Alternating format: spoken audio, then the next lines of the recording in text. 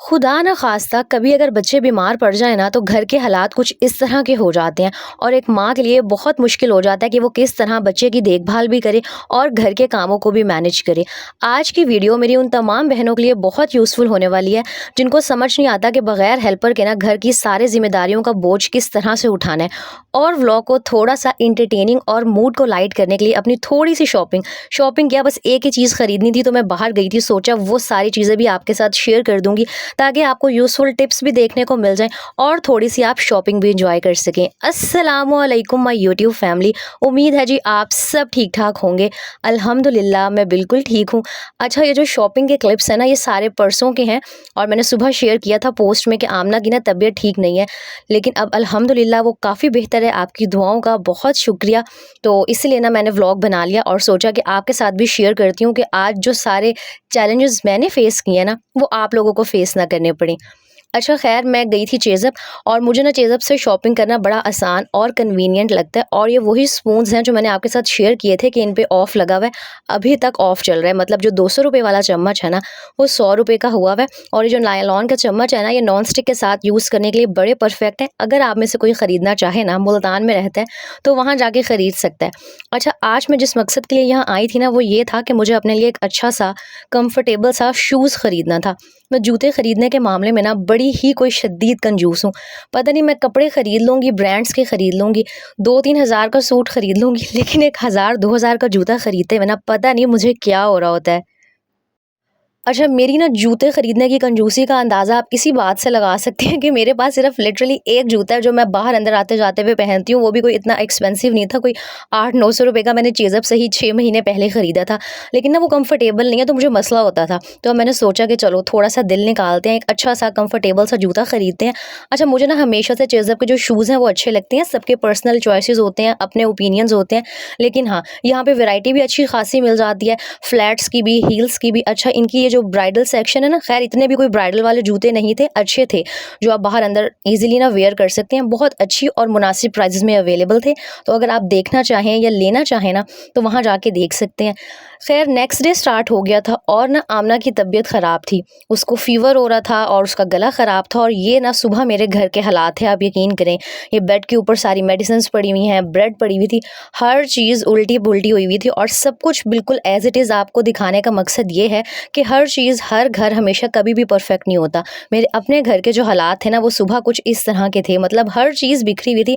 मुझे लिटरली समझ नहीं आ रहा था कि मैं घर साफ़ करूँ, मैं किचन साफ़ करूँ या मैं आमना का ध्यान रखूँ।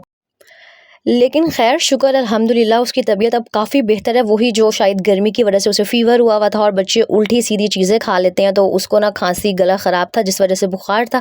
अल्हम्दुलिल्लाह अब काफ़ी उसकी तबीयत बेहतर है। सुबह ख़ैर मैंने उसका बहुत सारा ध्यान रखा, उसके साथ टाइम स्पेंड किया, क्योंकि बच्चे ना बहुत ज़्यादा चिड़चिड़े हुए हुए होते हैं और उनको ना सिर्फ़ माँ चाहिए होती है जब उन्हें बुखार हो या ज़रा-सा भी कुछ हुआ हो। यही रीज़न है कि सुबह मैंने पोस्ट कर दी थी कि व्लॉग नहीं आएगा, क्योंकि मुझे था कि उसकी तबीयत बेहतर हो जाए, वो ठीक हो जाए।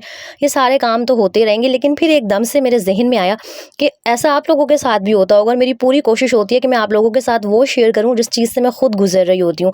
तो बस यहाँ ना सुबह का टाइम था, उसको मैंने मेडिसिन वगैरह दी, उसे नाश्ता करवाया थोड़ा बहुत ज़बरदस्ती, और यहाँ पर ना वो अपनी दादों के पास चली गई थी। अच्छा, जॉइंट फैमिली में रहने का ना एक फ़ायदा ये भी होता है, बहुत सारे बेशक डिसएडवांटेजेस होंगे, लेकिन हाँ एडवांटेजेस भी बहुत सारे हैं कि आपके पास हर टाइम कोई ना कोई होता है जो आपके बच्चे का ना ख्याल रख सकता है, देखभाल कर सकता है। तो बस वो थोड़ी देर के लिए उधर गई थी, तो मैंने सोचा मैं फटाफट से ना थोड़े से जो रूम के हालात हैं उनको सुधार लेती हूँ। सारे जो बिस्तर वगैरह थे उनको समेटा, सारे जो मैले बर्तन थे वो मैंने किचन में शिफ्ट किए और यहाँ पर ना मैं अपने वो दुपट्टे वगैरह चेक करी थी जो कल मैंने पीको के लिए दिए थे, तो वो पीको होके आ गए थे। अच्छा, यहाँ ना आप लोगों से अपनी एक हैबिट शेयर करती हूँ कि मेरी आदत है कि मेरा जो भी नया सूट स्टिच होके आता है ना, उसके जो भी थोड़े बहुत कपड़े इस तरह से बचे हुए होते हैं, मैं कभी भी ना इनको फेंकती नहीं हूँ। एटलीस्ट जिस सीज़न में वो कपड़ा मैं पहन रही होती हूँ ना, अगर 1 साल पहन रही हूँ या 2 साल, तो मैं कभी भी ये बचे हुए जो कपड़े हैं वो नहीं फेंकती। एक मैंने अलग से बैग बनाया होता है, हर सीज़न के जो बचे हुए कपड़े हैं ना, मैं उस बैग में रखती रहती हूँ कि कभी अल्लाह ना करे सूट फट जाता है या कोई मसला हो जाता है, तो हर साल ना मेरी यही आदत है, मैं एक अलग से शॉपर बना लेती हूँ। जो भी सूट स्टिच होके आते हैं ना, उसके बचे हुए कपड़े अपने टेलर से लेकर आती हूँ और उसमें डाल के रख लेती हूँ कि कभी ज़रूरत पड़ेगी ना, तो मेरे पास एटलीस्ट बचा हुआ कपड़ा होगा कि मैं सूट को ठीक करा सकूँगी। अच्छा, ये वो थे सैंडल्स, स्लीपर्स, शूज़ जो मैंने कल चेज़अप से ख़रीदे थे, कुछ भी आप इनको कह सकते हैं। और ना बड़े ना क्या कहते हैं, ये कम्फ़र्टेबल थे और मुझे ना इस तरह के कोई हील्स वाले पसंद भी नहीं है, क्योंकि आमना छोटी है, उसको कभी गोद में भी उठाना पड़ जाता है। तो मैं बड़े ना कम्फ़र्टेबल टाइप के जूते ढूँढ रही थी। इनकी प्राइस थी जी 1700, तो मुझे ठीक लग रही थी। अब मुझे नहीं पता कि और जगह से या स्टाइलो या ईसीएस वगैरह पे क्या होगी, लेकिन हाँ, मुझे ठीक लगी थी प्राइस, तो सोचा आपके साथ भी शेयर कर देती हूँ। अच्छा, यहाँ पर सिर्फ मैंने बेड को ठीक किया था और जो सारे खिलारे थे उनको समेटा था, और रूम काफ़ी हद तक ना अब काबिले बर्दाश्त और ठीक लगना स्टार्ट हो गया था। उसके बाद मैंने सोचा कि सफाई मैं बाद में करूँगी, सबसे पहले ना मैं खाने की तैयारी कर लेती हूँ। अच्छा, जब भी इस तरह के मुश्किल डेज़ होते हैं ना, कि या आपकी तबीयत ठीक नहीं है या घर में किसी की भी तबीयत ठीक नहीं है, या स्पेशली अगर आपके बच्चे बीमार हैं, तो उस दिन कोशिश करें कि अपने ऊपर बहुत ज़्यादा बर्डन मत डालें। बस उन कामों को करें जो करना वाक़ई बहुत ज़रूरी है। जिस तरह खाना बनाना बहुत ज़रूरी होता है। अब मैं बाहर से भी मँगवा सकती थी, लेकिन अगर बाहर से मँगवा लेती फिर रात को टेंशन होती कि जी अब रात को क्या खाना है। तो मैं एक दिन पहले जिस दिन शूज़ लेने गई थी ना, तो मैं गोभी ले आई थी, चेज़अप से ही ले आई थी। तो आज बस मैंने काफ़ी टाइम बाद सोचा हुआ था कि ना गोभी आलू बनाने हैं। अच्छा, गोभी एक वाहिद सब्ज़ी है जो मुझे चिकन या गोश्त में नहीं अच्छी लगती, आलू के साथ अच्छी लगती है। तो बस यहाँ पर फटाफट से मैंने गोभी कट की, और मैं आपसे ये बात कर रही थी कि जब मुश्किल डेज़ होते हैं, टफ़ डेज़ होते हैं ना, तो अपने ऊपर बस उतना बर्डन डाला करें कि आप खुद भी ना थकें, आप घर के काम भी मैनेज कर लें और साथ में ना बच्चों को भी देख सकें अगर वो बीमार हैं या कोई भी अल्लाह ना करे मसला हो गया। और यहाँ पर ना आमना ने मेडिसिन ली थी, उसको नींद आ गई थी, तो मुझे पता था कि वो 1 डेढ़ घंटा सोएगी, तो मैंने सोचा मैं इस टाइम का फ़ायदा उठाती हूँ। रूम जो था काफ़ी हद तक ठीक था, तो सबसे पहले जो ज़रूरी काम थे ना, मैं यहाँ पर वो करने लग गई थी।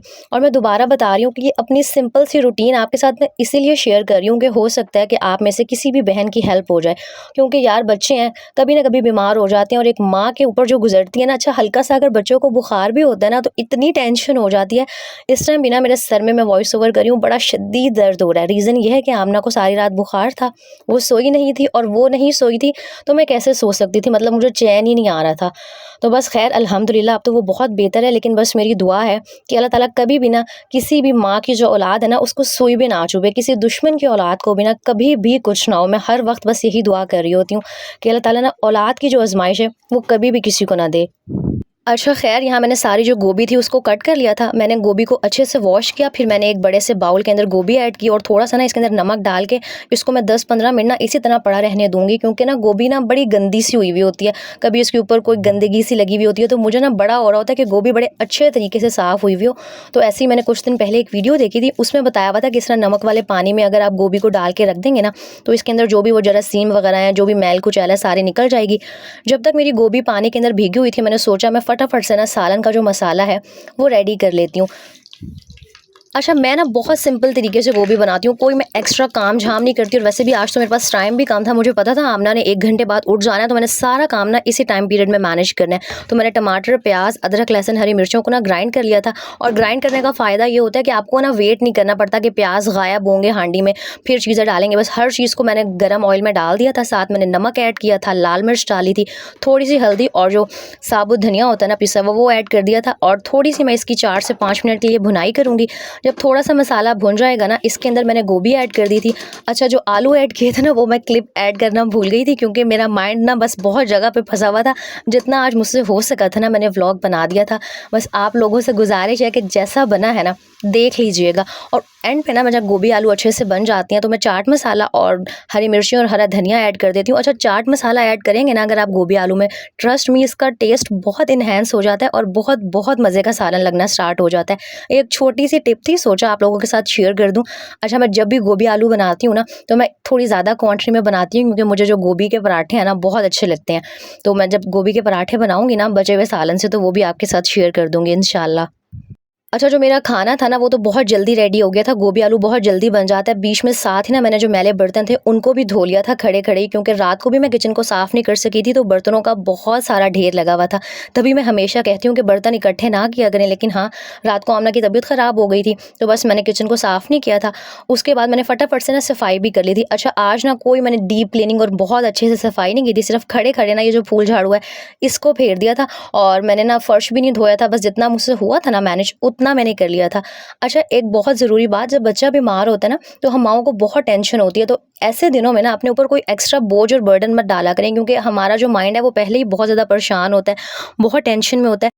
तो अपनी सेहत का भी ख़्याल ना लाज़मी रखा करें। ये ना हो कि अल्लाह ना करे बच्चे के साथ आप खुद भी ना बीमार हो जाएँ टेंशन ले के और बहुत ज़्यादा काम करके। बीच में साथ अज़ान भी हो गई थी, और मेरी ना एक आदत है जो मैं बार-बार आपको बताती हूँ कि जैसे ही अज़ान होती है, मेरी कोशिश होती है स्पेशली ज़ोहर की नमाज़ कि मैं फ़ौरन पढ़ लूँ, क्योंकि ज़ोहर एक ऐसा टाइम होता है कि बहुत सारे काम होते हैं, रोटी बनानी है, बच्चों ने स्कूल से आना होता है, मतलब 100 काम होते हैं। और अगर हम डिले करते हैं ना ज़ोहर की नमाज़, तो बस फिर वो चली जाती है, बाद में काम करने के बाद हम इतना थक चुके होते हैं कि कुछ भी करने की हिम्मत नहीं होती। तो मैंने ना रोटियाँ बनाने से पहले और किचन बाकी समेटने से पहले सोचा कि यार सब कुछ छोड़ती हूँ, मैं सबसे पहले नमाज़ पढ़ लेती हूँ। नॉर्मल ना मेरी रूटीन इस तरह की होती है कि मैं ज़ोहर से पहले फ्री होती हूँ, फिर मैं कपड़े चेंज करती हूँ, फिर नमाज़ पढ़ती हूँ। लेकिन अब मैंने सोचा कि अगर मैंने आज नहाया धोया, बीच में कपड़े चेंज किए, फिर लेट हो जाएगा, इसलिए ना मैंने ऐसे ही फटाफट से वुज़ू करके नमाज़ पढ़ ली थी, क्योंकि कपड़े अल्हम्दुलिल्लाह मेरे पाक ही थे। उसके बाद मैं किचन में आ गई थी और यहाँ पर 3-4 रोटियाँ बनानी थी। फटाफट से ना मैंने रोटियाँ बनाने की तैयारी कर ली थी, और बस अल्हम्दुलिल्लाह मुझे नहीं पता जैसे-तैसे करके ना सारे काम मैनेज हो गए थे। बात वही है ना कि अगर इंसान को थोड़ा-सा मैनेज करना आ जाए, और अगर इंसान पैनिक ना हो, स्पेशली हम औरतें ना बहुत ज़्यादा परेशान हो जाती हैं हर चीज़ को लेके। नो डाउट जब बच्चा बीमार होता है, माँओं को बहुत परेशानी, बहुत टेंशन होती है। लेकिन अगर ऐसे दिनों में आप हिम्मत हार जाएँगी ना, हौसला हार के दिल छोटा करके बैठ जाएँगी, तो यकीन करें आप कुछ भी नहीं कर सकेंगी। तो जब बच्चे बीमार होते हैं ना, सबसे पहले अपने दिल को मजबूत किया करें, और बस अल्लाह ताला से दुआ किया करें कि ये जो मुश्किल वक़्त है ना, ये गुज़र जाए। और यकीन करें जब आप दुआ करती हैं ना, और आप हिम्मत नहीं हारती, हौसले से हर काम करती हैं और हँसती मुस्कुराती रहती हैं, तो एक तो बच्चे आपको देख के उनके अंदर भी एनर्जी आ रही होती है, बच्चे को लग रहा होता है हाँ, माँ जो है ना वो हमारी साथ है। बच्चा चाहे छोटा हो या बड़ा, लेकिन वो अपनी माँ का जो बिहेवियर है ना उसको बहुत नोट कर रहा होता है। तो कभी भी ना अपने बच्चों के आगे खुद को वीक ना शो किया करें कि हाँ, आप बहुत परेशान हैं। नो डाउट कभी अकेले में जाके ना बच्चों से छुप के रो लें, जो मर्ज़ी कर लें, लेकिन उनके सामने ना आपने स्ट्रॉन्ग ही रहना है और हँसती मुस्कुराती ही रहना है। अच्छा, अगर आप जॉइंट फैमिली में रहते हैं ना, फिर चीज़ों को मैनेज करना थोड़ा-सा टफ़ हो जाता है, और मैं डेली ये बात इसलिए कर रही होती हूँ क्योंकि हर जो मेरी बहन मुझे देख रही होती है ना, कुछ होंगी जो सेपरेट रहती होंगी, लेकिन जो मोस्टली होंगी वो जॉइंट फैमिली में रहती हैं। तो कोशिश किया करें कि जिस दिन इस तरह का कोई मुश्किल सा दिन हो, आपके ऊपर बहुत सारी ज़िम्मेदारियाँ हो ना, तो खाने में कुछ ऐसा बना लें जो बहुत जल्दी और झटपट तरीके से बन जाए। और अगर गोश्त बनाना ही है ना, तो कुकर का इस्तेमाल कर लें। कुकर में बहुत जल्दी जो हांडी है ना बन जाती है, और जिनको कुकर इस्तेमाल करने से डर लगता है ना, मुझे भी बहुत डर लगता था। यकीन करें शादी से पहले अगर कुकर चल रहा होता था ना, मैं किचन में नहीं आती थी, लेकिन हाँ, बस मैं तो आयतल कुर्सी पढ़ लेती हूँ और कुकर चला देती हूँ, काम बहुत जल्दी हो जाता है। अच्छा, अब ये जो क्लिप्स आपके साथ शेयर कर रही हूँ ना, ये तकरीबन 3 से 4 बजे के हैं, क्योंकि दिन में सारा काम मुझसे ना मैनेज नहीं हो सका था। हाँ, हांडी बना ली थी, सफाई-सुथराई हो गई थी, उसके बाद आमना उठ गई थी, फिर मैंने सारा जो टाइम था ना उसके साथ स्पेंड किया। अब 3-4 बजे का टाइम था, आमना के बाबा घर आ चुके थे, तो बस वो उनके साथ थी। तो अब मैं दोबारा से किचन में आ गई थी, और यहाँ पे बस वो जो सालन बचा था ना गोभी का, उसको मैंने एक अलग सेपरेट बॉक्स में निकाल दिया कि इसको पराठे बनाने के लिए अभी फ्रिज में रख देती हूँ, अगर बाहर पड़ा रहेगा ख़राब हो जाएगा। और लास्ट टाइम आप लोगों ने मुझे कहा था आप ही गरम सालन को ना प्लास्टिक के बॉक्स में, कंटेनर में मत ऐड किया करें। तो हाँ, उस दिन मुझसे गलती हुई थी, मैंने बहुत गरम-गरम जो सालन था ना प्लास्टिक के डब्बे में डाल दिया था। तो अगर जब मुझे इस तरह से कोई पॉजिटिव तरीके से समझा रहा होता है ना, तो मैं ज़रूर आपकी जो बातें हैं, आपकी जो राय है, उन पे अमल करती हूँ। लेकिन वो जो कुछ लोगों की आदत होती है ना, जो बस डंडा सर पे लेके खड़े हो जाते हैं कि जी आपने ऐसा किया तो क्यों किया, फिर उनकी बातें ना उन पे अमल करने का दिल नहीं चाह रहा होता। तो अगर कभी किसी को नसीहत भी करनी होती है ना, तो इस तरीके से किया करें कि हाँ, अगला जो आपकी बात है ना उसको समझे भी, उस पर अमल भी करे। ये नहीं है कि आप 100 लोगों के सामने अगले इंसान को ना इस तरह से बात सुनाएँ कि ना उसकी बेइज़्ज़ती हो जाए और उसका दिल ना करे कि फिर आपकी सही बात को भी वो सही माने। तो इन छोटी-छोटी बातों का ज़िंदगी में लास्ट में ख़्याल रखा करें, और कोशिश किया करें कि जो आपके अल्फ़ाज़ हैं ना, उनसे किसी की भी कभी भी दिल आज़ारी ना हो। क्योंकि कहीं न कहीं अगर अगले इंसान ने आपको जवाब नहीं दिया ना, तो उस बात का जो जवाब है वो अल्लाह ताला आपको एक ना एक दिन ज़रूर देंगे।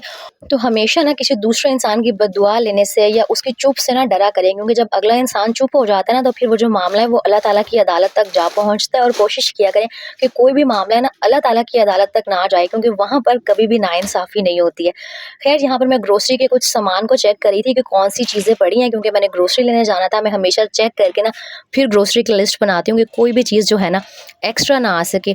यहाँ पर आज सारे काम किसी न किसी तरीके से मैनेज हो गए थे, किचन भी बिल्कुल क्लीन हो गया था। नो डाउट काम जो था हो गया था, लेकिन हाँ, जो रूटीन थी वो थोड़ी-सी डिस्टर्ब हुई थी, लेकिन ख़ैर है, कभी-कभी चलता है। बच्चे की जो सेहत है ना सबसे ज़्यादा ज़रूरी होती है। उम्मीद है मेरी ये सिंपल सी रूटीन और थोड़ी-सी जो टिप्स आपके साथ शेयर की हैं आपको अच्छी लगी होगी। आमना को अपनी बहुत सारी दुआओं में याद रखिएगा, मुझे भी अपनी दुआओं में याद रखा करें, और बस इंशाल्लाह नेक्स्ट व्लॉग में मिलेंगे। अपना बहुत सारा ख़्याल रखिएगा। अल्लाह हाफ़िज़।